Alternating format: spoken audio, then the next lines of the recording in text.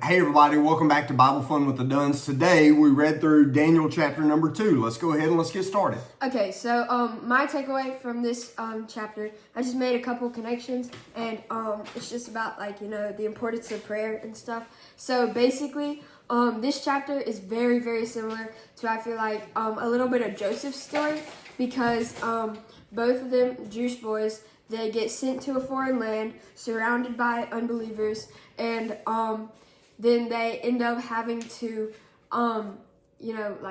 explain the dream, or interpret the dream of a higher figure, and then they both get promoted, I guess, to a better position.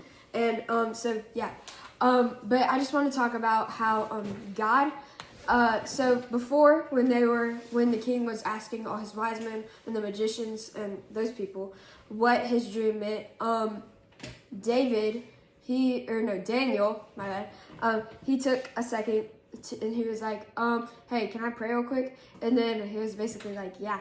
And then so him and a couple of his friends, they went and they prayed, and eventually, they found the meaning of the dream. Okay, so rather than panicking, because they're about to be murdered. Yeah. Rather than panicking, what did they do? They prayed. That's right. And so that's a great way to kind of approach our problems. One of the things I like about this chapter is we see Daniel, and he's still young at this time, we see Daniel in the role of being a prophet. Now, I want you to remember back in chapter number 1, when Daniel moved to Babylon, he moved as a young man. He moved there with Shadrach, Meshach, and Abednego. And the very first decision that Daniel had to make in chapter 1 was that he was not going to eat all the food that was provided to him by the king, which means that Daniel, a Jewish boy coming into this foreign land, the role of the king, the design of this kind of finishing school that Daniel was put into is to take a Hebrew boy and make him into a Babylonian citizen.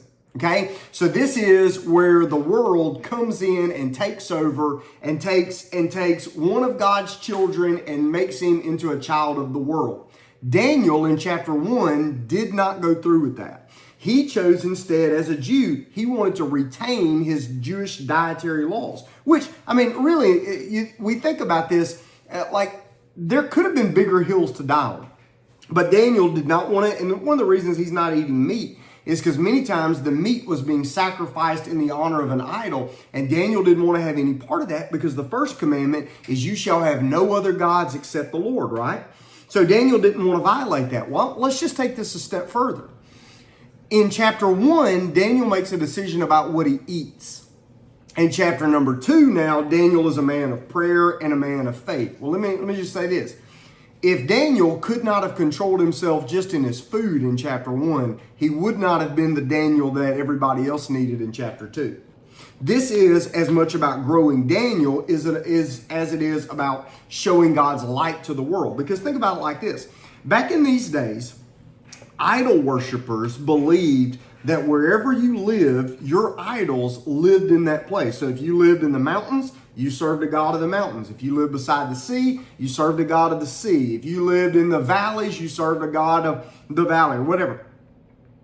But the Israelites, who had now been taken into exile, were living, breathing witnesses that the God who was God of their land is the God who is God over the earth. And so now the original promise to Abraham that through him all the nations of the world shall be blessed. Now you've got a Jewish boy being brought into a Gentile land like Joseph was, but now he's being a blessing by being able to answer questions about dreams. Now, one of the reasons why while Nebuchadnezzar does not share the dream and instead makes the wise men tell what the dream was before they interpret it, is because evidently Nebuchadnezzar has an inkling of a thought that says these guys are putting on. And he says the only way I'm going to legitimately trust their interpretation of the dream is if they're wise enough to know the dream without me telling them. If they don't do that, then everybody dies. Daniel, again, he doesn't panic. Instead, he prays.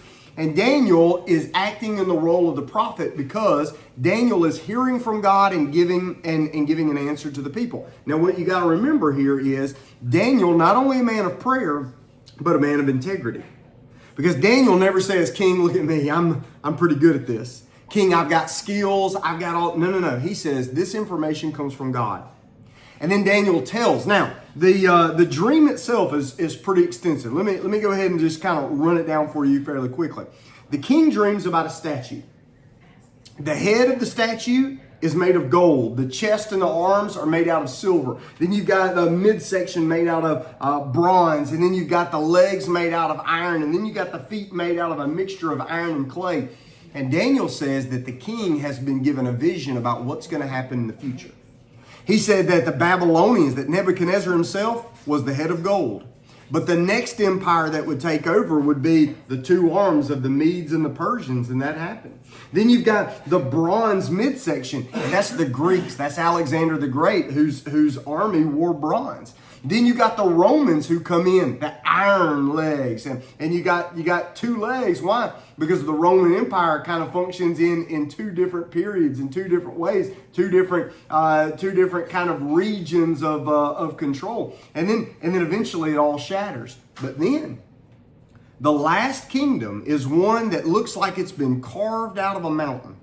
Now it's not carved by hands; it's carved miraculously. It just happens. And it's thrown at all the empires the world has, and it crushes. And when it crushes, they shatter to pieces. But then this rock grows into an empire that stretches over the whole world. Well, who's the empire? Jesus. Remember what it said of Jesus at his birth? That of his rule and of his reign there will be no end. By the way, who knew that prophecy? The wise men. Who does Daniel become the leader of in this kingdom? The wise men. How do the wise men know what to look for at the manger? Because Daniel was a wise man. And so now, hundreds of years later, the message of this coming Messiah who will rule the world. This is why the wise men show up to King Herod's court and say, where is the king who has been born? That why are they coming to worship him? Because Daniel has told them that when he comes and his kingdom comes, that of his rule there will be no end. This is why we're reading Daniel. By the way, Daniel from the tribe of Judah is talking about a Messiah who also comes from the line of Judah, who is Jesus Christ the Lord. So when Daniel has this vision, Daniel gives this interpretation. The king has been given a vision. The prophet tells what it means. And like all prophets, what is he pointing to? He's pointing to Jesus Christ the Messiah. That's what's happening here. We'll see you tomorrow in Daniel chapter number 3. Bye. Bye.